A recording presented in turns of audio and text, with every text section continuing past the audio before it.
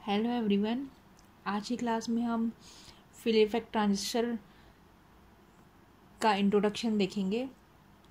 तो इस क्लास में जो ऑर्डिनरी ट्रांजिस्टर है और फील्ड इफेक्ट ट्रांजिस्टर है, उन दोनों के बीच में क्या अंतर है वो हम जानेंगे। और जो फील्ड इफेक्ट ट्रांजिस्टर है उसकी ज़रूरत क्यों पड़ी, क्योंकि उसका काम भी वही होता है, एम्पलीफाई करना होता है। जैसे ट्रांजिस्टर होता है, उसको अगर किसी सर्किट में आप जोड़ देते हो तो ऐसे एम्पलीफायर प्रवर्धक की तरह काम करता है, उस सर्किट में गेन जो है वो प्रोवाइड करता है, ऐसा हम कह सकते हैं। तो फिलहाल हम दोनों के बीच में अंतर जान लेते हैं, क्या डिफरेंस होता है। जो ऑर्डिनरी ट्रांजिस्टर है वो उसे कंस्ट्रक्शन के हिसाब से दो प्रकार में बांटा गया है, एनपीएन और पीएनपी ट्रांजिस्टर।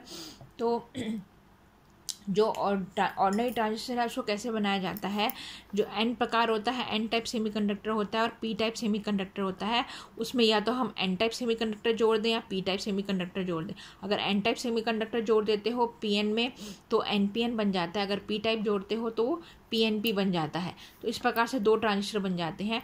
ट्रांजिस्टर की जो इन्वेंशन है वो 1947 में जॉन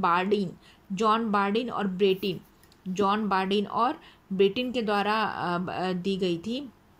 और जो एफईटी है उसका इन्वेंशन जूलियस एडजर ने 1925 और ऑस्कर ने 1934 में खाली उसकी थ्योरी दी थी, प्रैक्टिकली वो इस चीज़ को नहीं बता पाए थे। वेल्कर ने 1945 में एफईटी का प्रैक्टिकली उसने प्रयोग किया था।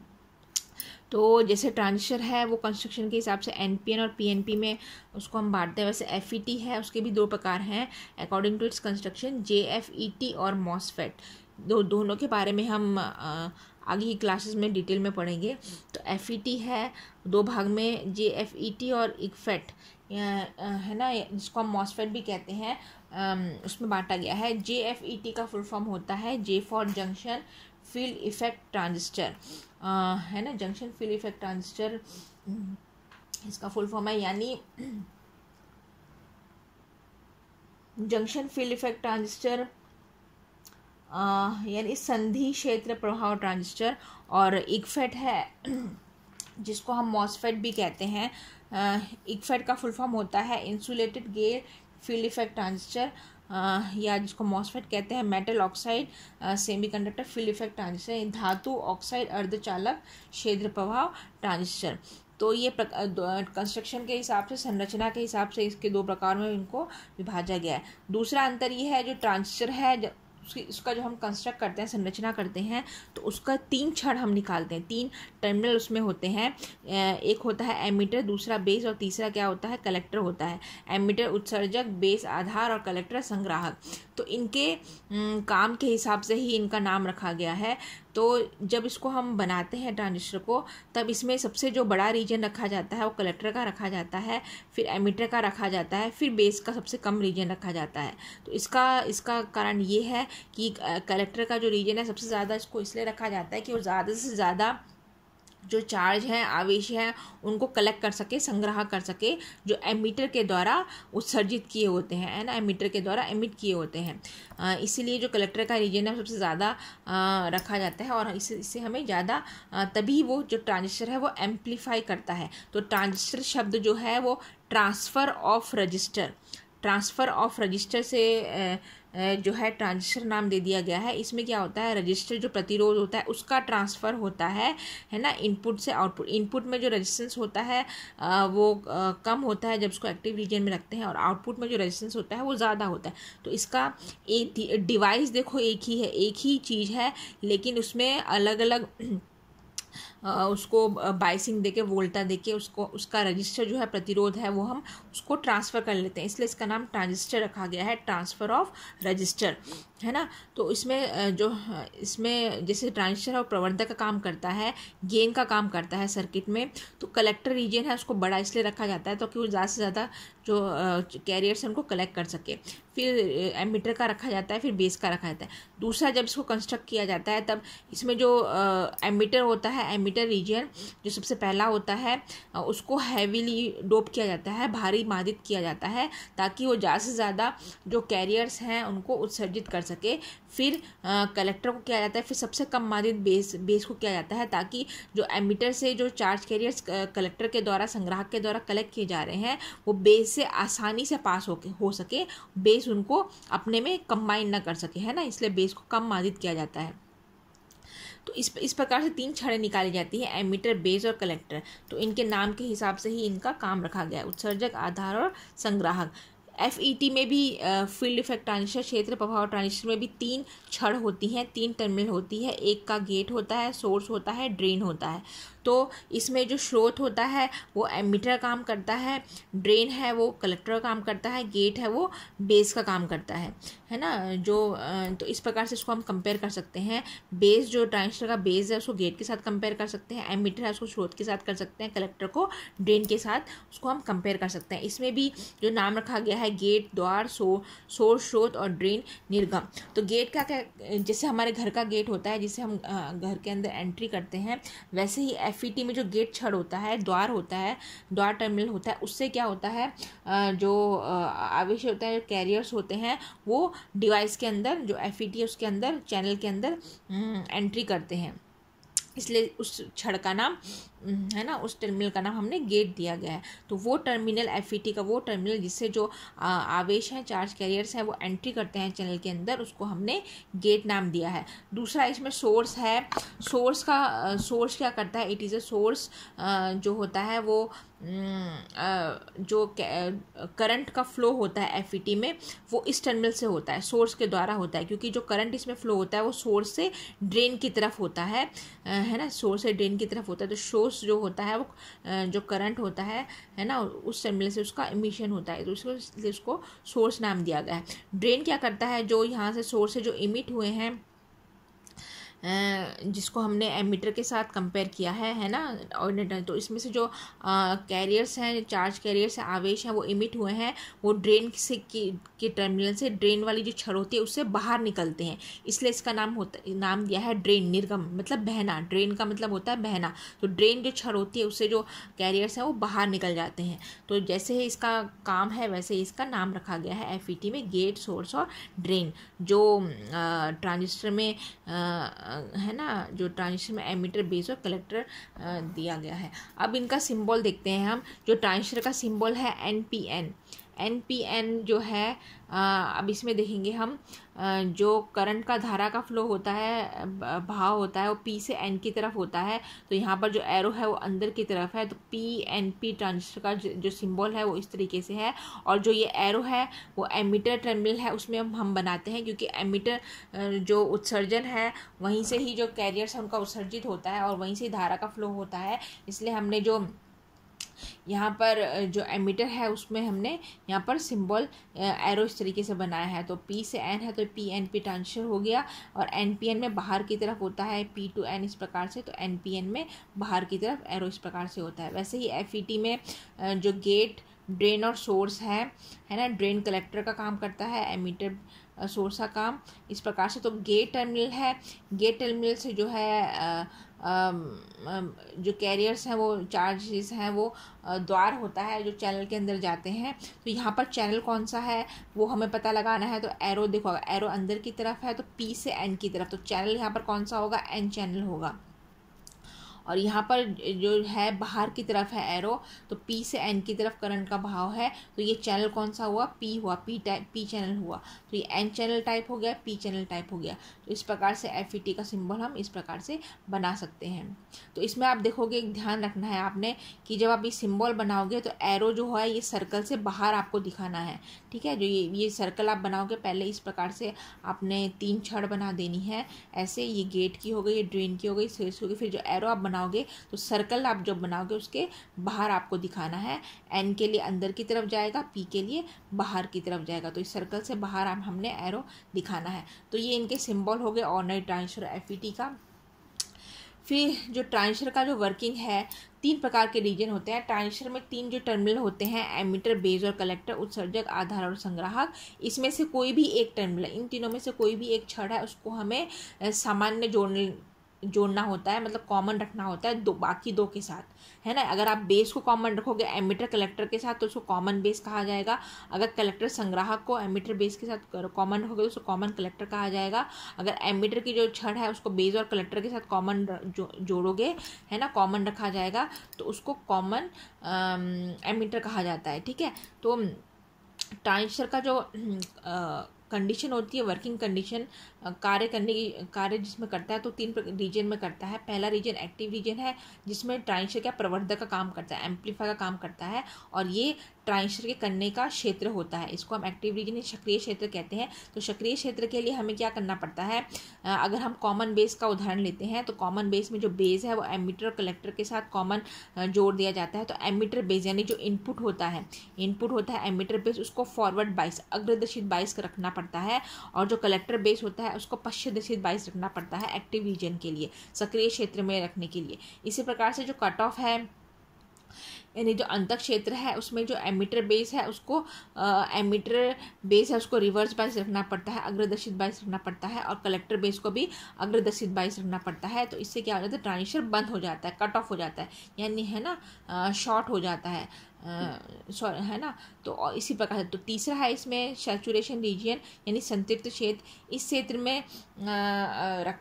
में ये क्षेत्र में ट्रांजिस्टर को रखने के लिए एमिटर बेस जो है, एमिटर बेस को फॉरवर्ड बाइस, अग्रदिशित बाइस रखा जाता है, और कलेक्टर बेस को भी अग्रदिशित बाइस रखा जाता है। ये ट्रांजिस्टर का जो है मतलब कार्य करने के लिए शुरुआती रीजन होता है, संतृप्त क्षेत्र। ठीक है, इस तरीके से FET है। FET में भी का कार्य करने के लिए जो गेट सोर्स होता है उसको हमेशा अग्रदिशित बाइस रखना पड़ता है। जो गेट सोर्स जो छड़ होती है, टर्मिनल होता है, उसको हमेशा रिवर्स बाइस में रखना पड़ता है। Always it is in reverse bias condition in FET। और जो गेन और ड्रेन होता है उसको हमें फॉरवर्ड बाइस में रखना पड़ता है। अगर आप इसको वर्किंग कंडीशन में रखना चाहते हो FET को, तो जो गेट और सोर्स है उसको हमेशा रिवर्स बाइस रखना पड़ता है, और जो गेट और ड्रेन है उसको हमेशा फॉरवर्ड बाइस में रखना पड़ता है। तो ये इस प्रकार से इनका वर्किंग कंडीशन है। इसी प्रकार से जैसे FET में ऑर्डिनरी ट्रांजिस्टर में 3 रीजन थे, हमने देखा था, वैसे ही FET में भी 3 होते हैं। एक होता है लीनियर रीजन, सैचुरेशन रीजन, तीसरा होता है ब्रेकडाउन रीजन, यानी भंजक क्षेत्र। ब्रेकडाउन रीजन भंजक क्षेत्र, सैचुरेशन रीजन संतृप्त क्षेत्र, लीनियर रीजन प्रतिरोध या रेखीय क्षेत्र। इनके बारे में विस्तार में अगली क्लास में पढ़ेंगे। तो ये इसकी FET की अभिलाक्षण यानी कैरेक्टरिस्टिक्स हैं, ड्रेन कैरेक्टरिस्टिक्स से कहा जाता है। दूसरी होती है अंतरण अभिलाक्षण यानी ट्रांसफर कैरेक्टरिस्टिक्स। ट्रांसफर कैरेक्टरिस्टिक्स जो अंतरण अभिलाक्षणिक होती है वो इनपुट और आउटपुट कब के बीच का रिलेशन बताती है ना, उसको हम अंतरण अभिलाक्षणिक या ट्रांसफर कैरेक्टरिस्टिक्स कहते हैं। तो ये ड्रेन में 3 रीजन होते हैं। फिर 5वां डिफरेंस ये होता है, ट्रांजिस्टर को हम BJT कहा जाता है। जो ऑर्डिनरी ट्रांजिस्टर है उसको BJT भी कहते हैं, यानी बाईपोलर जंक्शन ट्रांजिस्टर। बाई मतलब 2, पोलर मतलब चार्ज, है ना, आवेश। दो प्रकार के चार्ज जो है ट्रांजिस्टर में, उनकी वजह से जो है हमें करंट मिलता है। और FET है उसको UJT कहा जाता है, यूनिपोलर जंक्शन ट्रांजिस्टर। तो यूनिपोलर जंक्शन ट्रांजिस्टर FET को कहा जाता है, और BJT बाईपोलर जंक्शन ट्रांजिस्टर जो है ऑर्डिनरी ट्रांजिस्टर को कहा जाता है। बाईपोलर क्यों कहा जाता है, क्योंकि जो ऑर्डिनरी ट्रांजिस्टर होता है हमें पता है उसमें NPN और PNP इस प्रकार से होता है। तो N प्रकार और P प्रकार, जो N टाइप और P टाइप होता है, जंक्शन जो फॉर्म होते हैं, 2 प्रकार के जंक्शन इसमें फॉर्म होते हैं। और उसमें जो करंट का फ्लो होता है NPN और PNP में, उसमें मेजोरिटी यानी है ना बहुसंख्यक, मेजोरिटी चार्ज कैरियर्स और माइनॉरिटी जो अल्पसंख्यक है ना, बहुसंख्यक और अल्पसंख्यक दोनों आवेशों के द्वारा जो है करंट का फ्लो होता है। जो अल्पसंख्यक जो माइनॉरिटी चार्ज कैरियर्स की वजह से करंट का फ्लो होता है उसको हम लीकेज करंट कहा जाता है ना। तो इसलिए इस प्रकार से इसको हम BJT बाईपोलर जंक्शन ट्रांजिस्टर कहते हैं। और FET में क्या होता है, खाली चैनल होता है N बार या B बार, तो उसमें एक ही चार्ज कैरियर्स की वजह से करंट फ्लो होता है, तो उसको हम UJT कहते हैं। जो ऑर्डिनरी ट्रांजिस्टर है उसको बाइपोलर जंक्शन ट्रांजिस्टर कहा जाता है, और उसको करंट कंट्रोल डिवाइस यानी धारा नियंत्रित उपकरण डिवाइस कहते हैं। और जो FET है उसको वोल्टेज कंट्रोल डिवाइस कहा जाता है, क्योंकि FET में क्या होता है, जो गेट सोर्स को जब हम रिवर्स बाइस करते हैं अग्रदर्शित बाइस, तो FET के जो 3 क्षण हैं, गेट, स्रोत और ड्रेन, जो हमने पीछे देखे थे, उसमें जो गेट स्रोत होता है उसको हम अग्रदर्शित बाइस, रिवर्स बाइस रखते हैं हमेशा गेट सोर्स को, और जो सोर्स और ड्रेन वाला होता है उसको हम क्या रखते हैं, सोर्स और ड्रेन को फॉरवर्ड बाइस रखते हैं। तो उसमें जो गेट का जो वोल्टेज होता है वो जो एन चैनल में जो करंट फ्लो हो रहा है उसको पूरा कंट्रोल करके रखता है, तो इसमें इसलिए इसको वोल्टेज कंट्रोल डिवाइस कहा जाता है। और ट्रांजिस्टर में जो करंट फ्लो जो करंट होता है, करंट कंट्रोल डिवाइस, इसमें जो ट्रांजिस्टर का जो वर्किंग कंडीशन होता है वो करंट कंट्रोल की वजह से होता है। धारा नियंत्रित इसमें हम कर सकते हैं, और इसमें वोल्टा को नियंत्रित कर सकते हैं। ट्रांजिस्टर में हम धारा को नियंत्रित कर सकते हैं और इसमें हम वोल्ट को नियंत्रित कर सकते हैं, इसलिए इसको करंट कंट्रोल डिवाइस कहा जाता है, इसको वोल्टेज कंट्रोल डिवाइस कहा जाता है। अब इसमें छठवां जो डिफरेंस है, इनपुट रेजिस्टेंस, निवेश प्रतिरोध। ट्रांजिस्टर में जो निवेश प्रतिरोध है इनपुट रेजिस्टेंस, ट्रांजिस्टर का इनपुट क्या हुआ, एमीटर, उत्सर्जक है ना, तो इनपुट जो होता है वो हमेशा कम होता है, 10:2 या 10:4 ओम्स जितना होता है।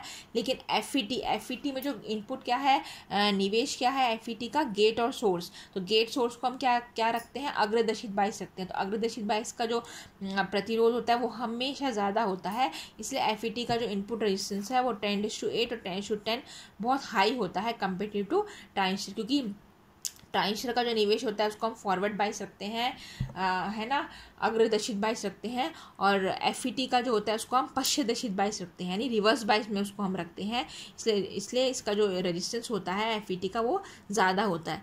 सातवां डिफरेंस इसमें रहता है ट्रांस कंडक्टेंस, अंतर चालकता। ट्रांस कंडक्टेंस मतलब अंतर चालकता मीन्स जो ट्रांसफ़र ऑफ जो कंडक्टेंस होता है ना, चालकता का जो अंतर होता है उसको हम ट्रांस कंडक्टेंस या अंतर चालकता कहा जाता है।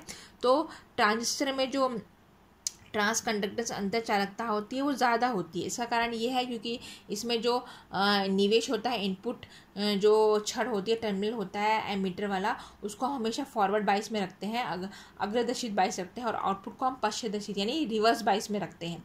तो इनपुट को फॉरवर्ड बाइस में रखा है, FB में रखा है, और आउटपुट को रिवर्स बाइस में रखा है, पश्चदर्शित बाइस में रखा है, तो उससे क्या होता है, उसकी रेजिस्टेंस में काफ़ी जो होता है अंतर आ जाता है, काफ़ी है ना, तो इसलिए इसका जो ट्रांस कंडक्टेंस हमें मिलता है वो हमें क्या मिलेगा, ज़्यादा मिलता है। FET में क्या होता है, कम होता है, लेस होता है, ठीक है, कंपेरेटिव टू ऑर्डिनरी ट्रांजिस्टर।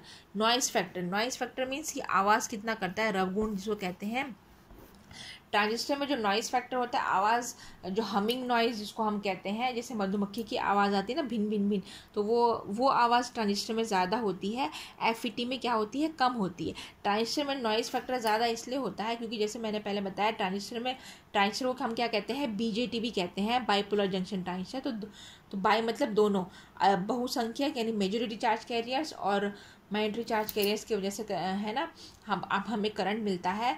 सो इस वजह से क्या होता है, जैसे जैसे आप इसका वोल्टेज बढ़ाओगे, जैसे जैसे करंट बढ़ेगा, तो इसके अंदर क्या होता है, नॉइजिंग यानी हमिंग नॉइज बढ़ता रहता है, क्योंकि लीकेज करंट जो अल्पसंख्यक चार्ज की वजह से जो करंट फ्लो हो रहा है, माइनॉरिटी चार्ज कैरियर की वजह से जो करंट फ्लो हो रहा है, जिसको हम लीकेज करंट भी कहते हैं, उससे क्या होता है, नॉइज़ उत्पन्न होती है।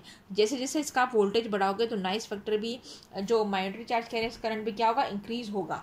तो minority charge carrier current increase होगा, अल्पसंख्यक जो धारा है वो बढ़ेगी, तो उससे क्या होगा, जो आवाज़ होगी वो भी बढ़ेगी। तो इसलिए इसमें जो नॉइज़ फैक्टर होता है वो ज़्यादा होता है। FET में क्या होता है, एक ही चैनल होता है, N चैनल है ना, इसमें ट्रांजिस्टर की तरह जंक्शंस नहीं होते हैं, तो इसमें एक ही चैनल होता है, N चैनल होता है, इसलिए इसमें नॉइज़ फैक्टर क्या होता है, कम होता है। ये इसका एडवांटेज है, इसलिए मार्केट में FET को ज़्यादा इस्तेमाल किया जाता है प्रवर्धक के रूप में कंपेरेटिव टू ट्रांजिस्टर। इसका फिर थर्मल स्टेबिलिटी में भी कारण वही है, सेम रीज़न है। जो ऑर्डिनरी ट्रांजिस्टर ऊष्मीय स्थायित्व, जो ऑर्डिनरी ट्रांजिस्टर है उसमें जो लीकेज करंट है, जैसे जैसे वोल्टेज बढ़ाओगे लीकेज करंट, जैसे अभी बताया मैंने, जो अल्पसंख्यक चार्ज कैरियर्स की वजह से जो करंट फ्लो होता है उसको लीकेज करंट कहते हैं, वो एक्स्ट्रा करंट होता है ना। तो जैसे वोल्टेज बढ़ेगा तो लीकेज करंट भी बढ़ेगा। तो इससे क्या होता है, एक तो नॉइज़ बढ़ता है, दूसरा जो ट्रांजिस्टर होता है वो गर्म जल्दी हो जाता है, तो उसके डैमेज होने के, ख़राब होने के चांसेस ज़्यादा रहते हैं। तो थर्मल स्टेबिलिटी जो है इसमें पुअर होती है, बैड होती है। जैसे जैसे आप वोल्टेज बढ़ाओगे तो लीकेज करंट की वजह से जो है ना, जो माइनॉरिटी चार्ज कैरियर्स की वजह से जो लीकेज करंट होता है वो भी बढ़ता है, और उस वजह से जो इसका हीट होती है, ऊष्मा होती है ट्रांजिस्टर की, ऑर्डिनरी ट्रांजिस्टर की, वो भी क्या होती है, बढ़ने लगती है। तो ये इसकी जो स्टेबिलिटी, स्थायिकता होती है, उसमें स्थायिकता, थर्मल स्टेबिलिटी वो पुअर हो जाती है, बैड हो जाती है ना। और एफईटी में अच्छी होती है, गुड होती है, क्योंकि उसमें एक ही चैनल हम रखते हैं, एन चैनल। तो ये दो मेन ड्रॉबैक हैं ऑर्डिनरी ट्रांजिस्टर के। एक तो रव गुण, नॉइज़ फैक्टर, दूसरा है थर्मल स्टेबिलिटी या ऊष्मीय स्थायित्व। तो ये दो ड्रॉबैक की वजह से एफईटी जो है वो मार्केट में ज़्यादा यूज़ होता है कंपेरेटिव टू ऑर्डिनरी ट्रांजिस्टर। फिर इसका है आईसी यानी इंटीग्रेटेड सर्किट। इसकी चिप होती है ना, जो इसका फैब्रिकेशन चिप होती है, तो इसको जो फैब्रिकेट करना, आईसी मतलब इंटीग्रेटेड सर्किट, इसको जो बनाना, ट्रांजिस्टर को बनाना क्या होता है, मुश्किल होता है, क्योंकि इसमें दो जंक्शन होते हैं, है ना। NPN आप देखोगे तो इसमें दो जंक्शन बनते हैं, एक NP का और एक PN का। सो दो जंक्शन इसमें बनते हैं, तो इसको बनाना मुश्किल होता है। लेकिन एफईटी में क्या होता है, एक बार होता है, या तो N बार होगा या P बार होगा, तो इसलिए एफईटी को बनाने क्या होता है, ईजी होता है। तो ये कुछ डिफरेंस थे इसके ट्रांजिस्टर के और एफईटी के बारे में।